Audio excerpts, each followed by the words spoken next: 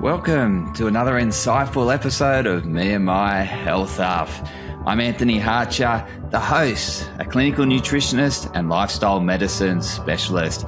And today is an episode on a new year, a better you.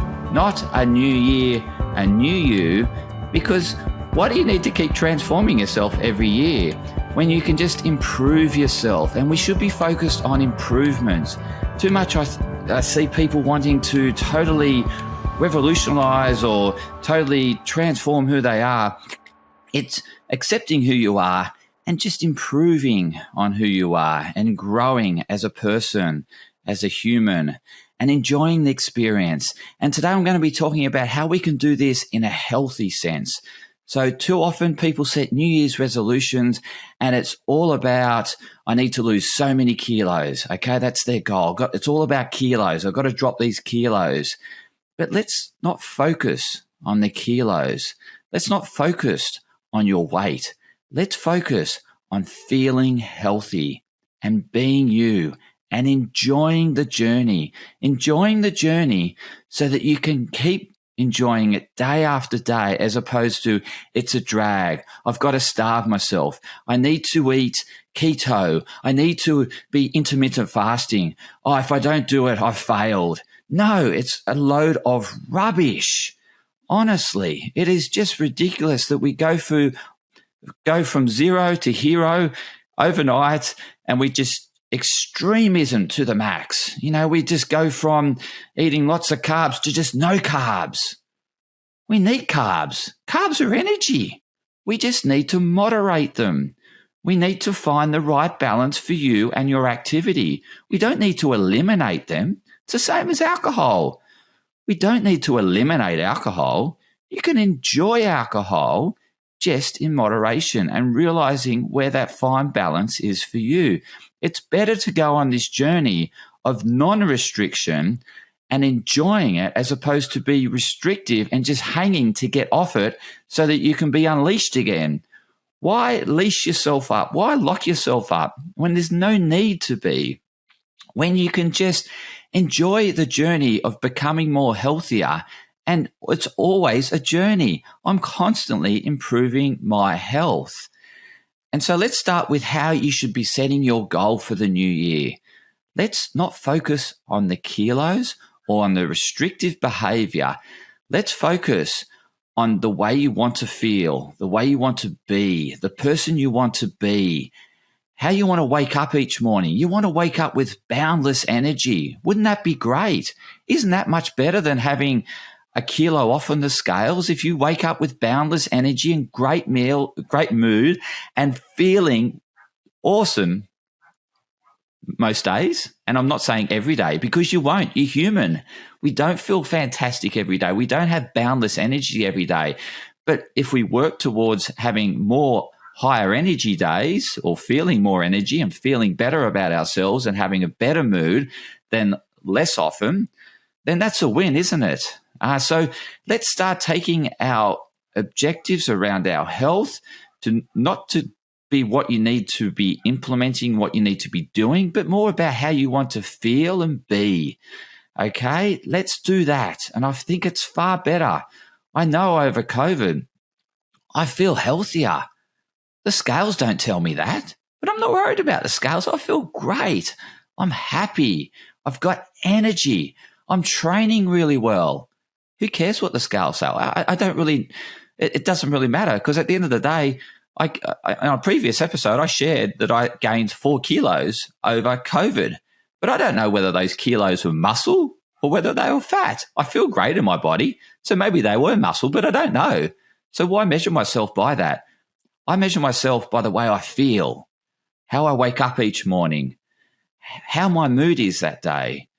And I'm constantly wanting to improve my energy so that my mood can be at its best. And there'll be down days. There'll be things that happen in your life that put you back or set you back, but that's life.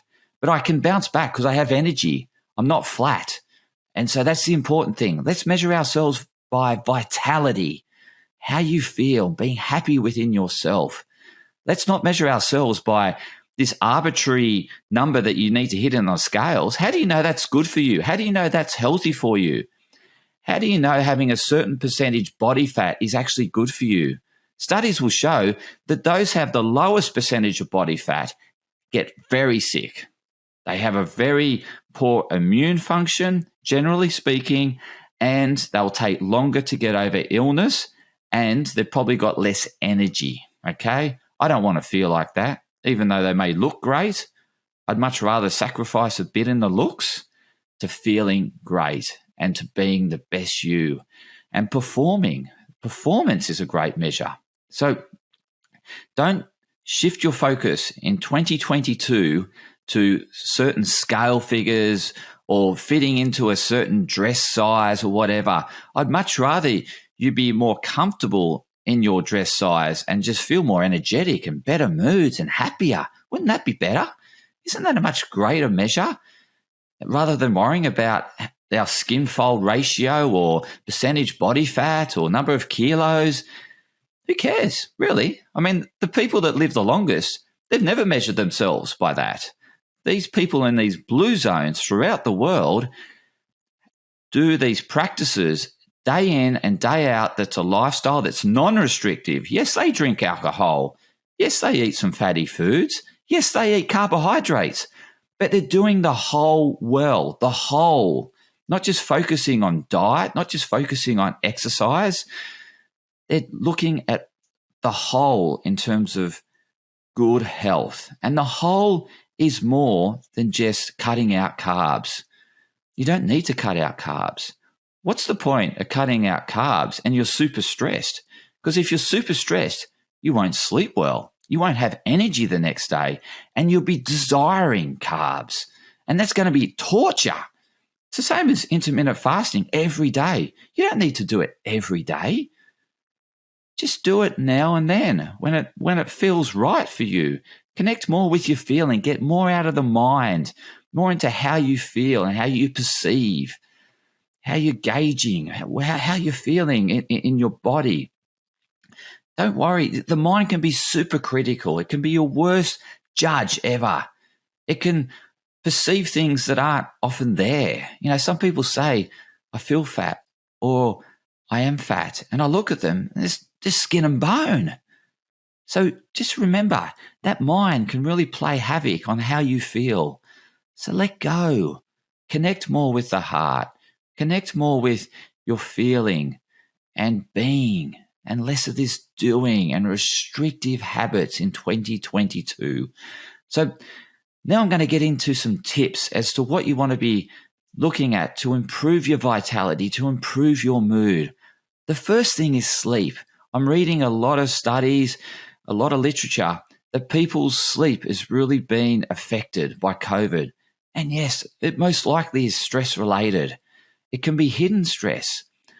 I recall when we started opening up here in Australia, Sydney, when we could go out again, we could do more things, there was less restrictions on us, that my resting heart rate went from consistently 49 to 53. I had no idea why that was happening at the time. But now I've started to relax. I'm on holidays and my resting heart rate's now dropped to 47. And so your heart is so affected by the amount you're doing, the amount of stress you take on. And yes, doing affects your heart. And so there's finding a nice balance between doing and being and enjoying and embracing life as opposed to just seeing life as tasks to tick off. Life is more than just a to-do list, okay? You can be in your body. You can feel the environment. You can be present in conversations. It's so much more empowering than to tick a box, you know. Yes, I've seen this family member over the Christmas break, done that, tick. I've been here, I've got away from here, yes, tick. Yes, I've got my Instagram photo on this lookout, yes, tick. Oh yeah, ticks. And I'm chasing ticks. But how do you feel? Does it feel good just chasing ticks? Yeah, you get a bit of a dopamine surge, but as a whole, it's not going to really make you feel fulfilled. Feeling fulfilled is finding that balance between doing lots, doing nothing. It's finding that right medium for you. And I've realized when I was in lockdown, I was heart rate of 49, sleeping really well. And then what I noticed when I started doing more, my heart rate got elevated, my sleep was compromised, my energy was compromised. And so I don't want that to happen again. I'm on my summer break, and I'm going to be very mindful about the activities I take on in 2022. So how about before you start creating your to-do list for 2022, how about you create your list of things you're not going to do, okay? How about you take some things out of your life that are not serving you, that are not fulfilling you? That is where I want you to focus.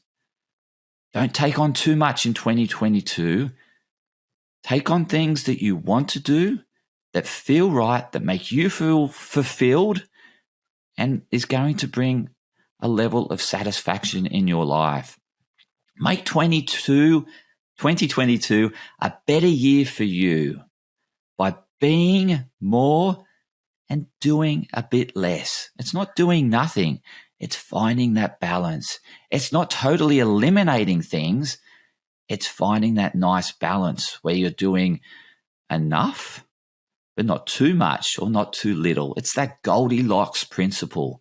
Make that your focus in 2022, not this extremism. There'll be more extreme diets that come out. I've heard of there's vegan fasting now. Vegan fasting?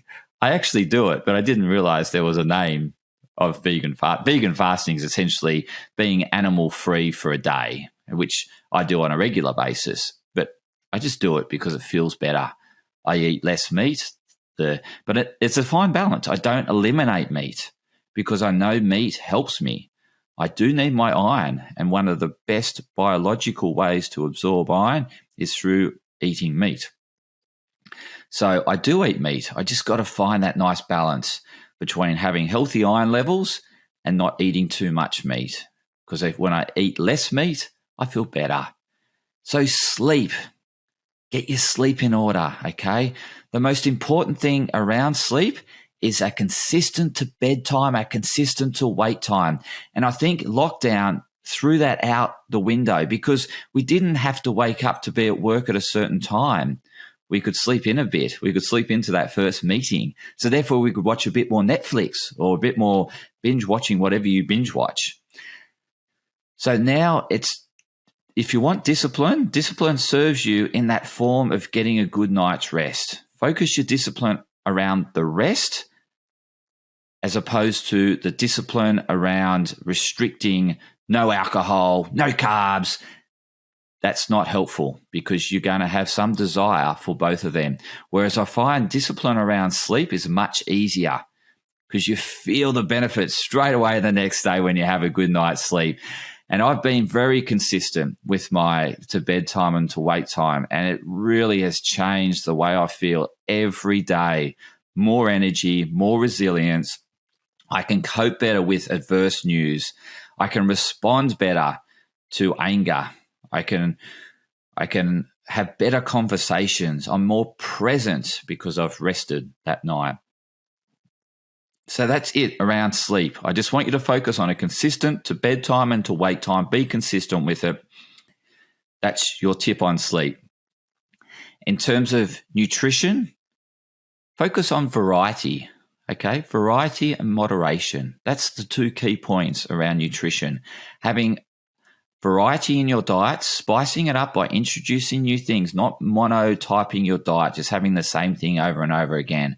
Having a wide variety of cuisines, and that's a wide variety of meats, wide variety of grains, legumes, seeds, fats, but more the monounsaturated, the polyunsaturated fats, less of the saturated fats. But it's okay to have a bit of saturated fat. Let's not eliminate. It's finding that balance that works for you. Okay? So with nutrition, focus on getting that wider variety, moderation, and that more wholeness to the food. So you don't want them overly processed, but a bit of processing's okay. But just go about your eating so that you're not restricting, but you're having enough to feel. And again, it's eating slower. It's actually connecting with your or allowing the hormones to get registered in your brains that, yes, you're getting full. So eating a bit slower, you'll feel that happen. You'll end up eating the right amount and you won't overeat. So it's when we scoff things down is when we're going to overeat. So just focusing on eating a bit more variety, a bit more moderation, eating more whole. But again, a bit of processing is okay. It does help with the digestion of foods, just not over-processed. Again, it's the Goldilocks principle. And then eating slow is so important. People just rush food, eat it slow, enjoy it. The enjoyment's in the mouth, so why not allow the food to spend more time in the mouth? There's no enjoyment of the food in the belly. You feel satisfied, but the real true enjoyment comes from leaving the food in the mouth for a longer period of time, particularly when you're eating chocolate. Around exercise, just start small. Don't think you've got to go straight from doing nothing to 5 F45 classes or 5 HIIT classes a week. That's crazy. That's extremism. Is this 75 challenge or something, challenge 75? That was a load of rubbish. That was just like encouraging people to go from nothing to an hour and a half of exercise per day. What complete rubbish that is. Start small and build incremental progress. And by starting small, it can be just getting outside, putting your joggers on, going for a walk around the block. That's making a start. And then it's just building on that, challenging yourself a little bit more. But you'll start to feel the benefits as you go on your journey. So see it as a journey. See it as a lifestyle change, not as something you just jump on and then jump off. It's something you want to embrace and enjoy it for a lifetime. I'm constantly curious about my health. I'm constantly trying new things. Some things work for me, some things don't. So I keep doing the things that work, but I keep trying things. So don't think you've got to be doing what everyone else is doing. Just do what's right for you. The other thing is we need to connect again. Social connection, but social connection in a way that you're not ticking boxes. It's not about I need to be seen at this party or this function. Does it feel right for you? Is it the right type of people you like mixing with? And when you go there, be present. Don't think about what you should be doing after that. Or again, it's go there, be present is key in social connection. Being really present, turning your phone off. Okay, that can bring a huge amount of presence to your life. By turning off your notifications. I did that a couple of years ago as part of a New Year's resolution. I turned off notifications and they've stayed off. And it's been one of the greatest things I've done. There's obviously a period where I missed a few meetings or whatever, but I got over that and then I worked out a strategy to get around that. But now I don't miss meetings. I don't have notifications on. And life is fantastic because I'm a lot more present. I'm spending less time with my mobile, which is great. I can be more. Okay, I don't need to be lost in this digital world. I can actually be more present with my children, my family, my friends, and I can enjoy them more and being around them and the energy they bring and really experience life. Another thing you want to look at in 2022 is about doing more experiences and less consuming objects. I think we've consumed enough objects over COVID. Let's start embracing experiences. Let's start giving experiences to others. Let's become less absorbed in having material possessions and be more about experience with others. Family holidays, more about outings with your friends, doing more as opposed to giving these objects that people have got multiple of. And I mean, how many clothes do you need? And how many bits and pieces do you need of accessories and whatnot? Just focus on being a bit more minimalist in that sense of objects and embracing experiences more. that's so much more enriching and fulfilling. The other one I wanted to share is around this managing your stress. It's this mindfulness again, but it doesn't need to be anything particular like meditation. It's just being more present. Like I said, just leaving that mobile behind and absorbing yourself in the environment that you're in. That's being present. That's relaxing you. That's reducing that resting heart rate, reducing the stress. And I can tell you, our stress affects so many things. It affects what we eat, affects how much we eat.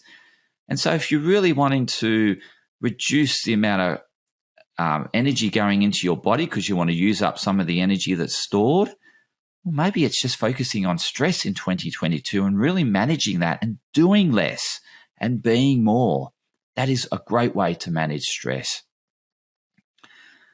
So I really hope for the best for you in 2022. I'm going to share loads of information. There's going to be a podcast every week that's going to be dropping for you that's on either the mind, the body, or the spirit, or the wholeness of all three. There's going to be loads of new guests. I'm just so excited about sharing more information in 2022. So please tune in to more insightful episodes in 2022.